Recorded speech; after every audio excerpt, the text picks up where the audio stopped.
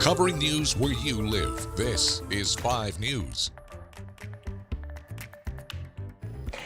Well, thank you for tuning in on this Thursday. I'm Joe Ellison. We have the latest news and weather where you live coming right up. Now, have you seen these photos? Take a look. They're coming out of Scott County. Remember all of that rain that we received on Wednesday causing this flooding. Emergency Management posted these pictures to their Facebook page where they were urging drivers to stay safe, stay home yesterday if their usual travel routes consist of any low-lying or poor drainage areas and roads. The Emergency Management team also said that a semi-truck was nearly submerged in this area after getting stuck on Wednesday. Now, this was all happening south of Boonville. There's that semi-truck there in Parks, Arkansas. They say the driver was safe, and thankfully there were no chickens on board at the time of this flooding. All right, now let's get a check of the weather with meteorologist Zach Scott. Zach, it looks like we're not going to have that same kind of rain today.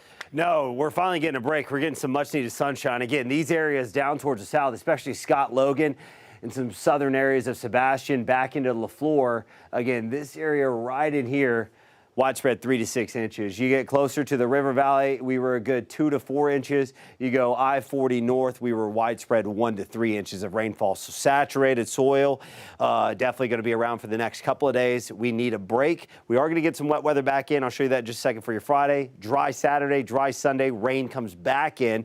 Another good soaking looking likely as we go Monday night through Tuesday. So we'll have to watch for some more minor flooding. Certainly going to be possible there with the saturated soil. Sunshine's out today. We had breezy conditions overnight, much lighter winds this afternoon, highs in the 50s.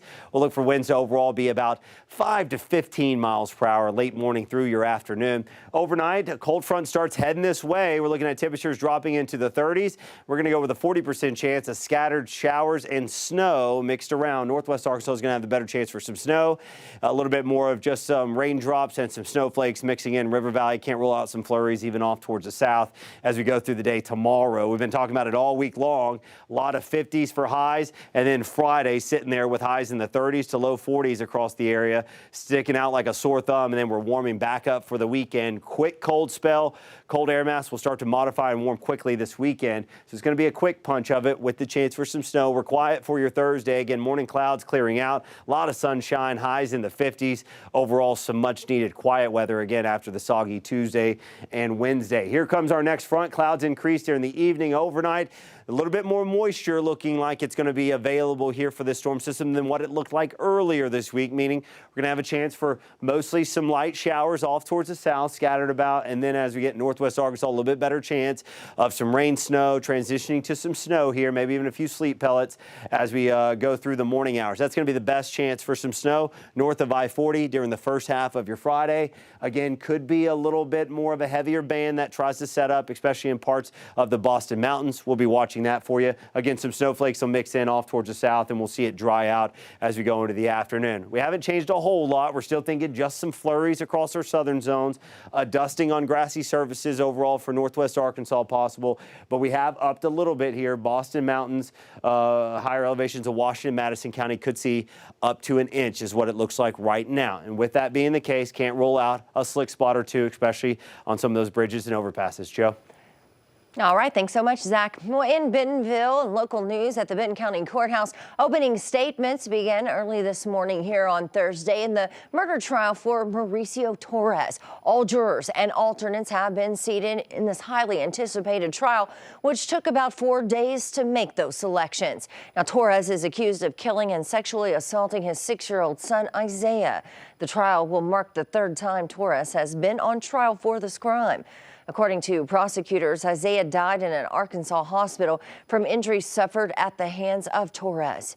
Now, Torres has already been convicted twice in Isaiah's death. This is old footage from a trial back in 2015. You can follow any updates from the courtroom at 5newsonline.com as this trial unfolds. And in other news, Colgate Palmolive is recalling nearly 5 million bottles of Fabuloso all-purpose cleaner because they say of possible bacterial contamination. The cleaners could be contaminated with some sort of bacteria. That's according to the Consumer Product Safety Commission and the manufacturer. Now, these are present in soil and water, they say, which pose a threat to people with weakened immune systems, lung conditions, or who use external medical devices. bridges. The cleaners were sold between December 2022 and January of this year. So be sure to check our website, 5newsonline.com. We'll have the full list of affected products there. And the Arkansas Department of Transportation will have more money at its disposal in the next few years. And they say they'll increase money put into roads and bridges by about $500 million per year. Now that's thanks to a combination of federal and state legislation.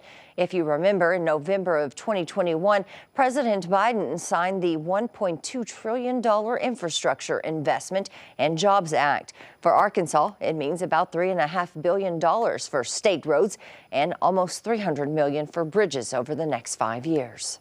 We will show that Arkansas values our teachers by giving every teacher a minimum salary of $50,000.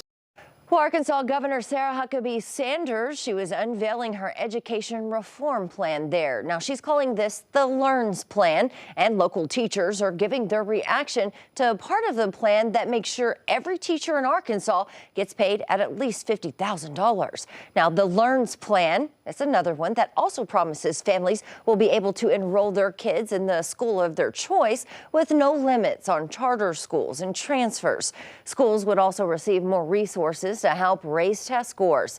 The Education Secretary for Arkansas says it will include tutoring grants and placing reading coaches in elementary schools. That focus on literacy, the focus on empowerment, accountability, readiness, networking, and school safety provides pathways for students. It provides policy to support good teachers. It recognizes, recruits, and helps retain them. Now, educators are also talking about another state proposal aimed at base salary increases for teachers. It's the LEARNS plan, which we just discussed. Now, there's that one, but this one is actually called the RAISE Act. This is a bill introduced last month by Democrats. Now, both would be the first teacher salary base increase since 2019. 5 News reporter Michael Wilson has more. There is a teacher shortage, and it's just going to get worse if we can't recruit more kids to go into teaching. Since August, Gwen Falkenberry pushed for teacher salary increases. It's the lowest in the region, and it's 48th in the entire nation. She's been a teacher for more than a decade, and when she started out teaching 24 years ago, the starting salary was $30,000, $6,000 less from the current starting salary. It's insulting, isn't it? She says with inflation and the growing list of tasks for teachers, the starting salary is not adding up. Teaching is a hard job. It's always been a hard job, and also, a passion, a mission, and a profession. In order to recruit and retain new teachers, Governor Sanders announced the LEARNS plan. In addition to the new base salary, it would forgive student loans of new teachers who begin teaching in, quote, high-need areas of the state. It's a great start, I will say that. Fort Smith educator Ryan Grace says more work needs to be done to support veteran teachers. If you want to retain those people, you have to reward them as well. There are things in this bill that are damaging to public education. Gray also says he disagrees with the governor's plan for school vouchers. $50,000 is not worth privatizing education. The plan also includes tutoring grants, reading coaches in some elementary schools, and a ban on critical race theory. They feel insulted by that because we are not out there indoctrinating students. We're teaching them to read. The other option for an increase of the teacher base pay is the RAISE Act. It would also make the base pay $50,000 and provide a $10,000 raise for all teachers. A plan that gives every teacher in Arkansas a $10,000 raise is better than a plan that doesn't. But even with this, Gray believes raising pay won't end the teacher shortage. The teacher shortage goes way far beyond the teacher base rate of pay. I don't think that will even scratch the surface of fixing the teacher shortage issue. And the RAISE Act is currently in a House committee for review, while the LEARNS plan was just announced yesterday. Well, thank you for joining us here today for the top of news and weather where you live. Make sure to catch up with us again tomorrow right here for more.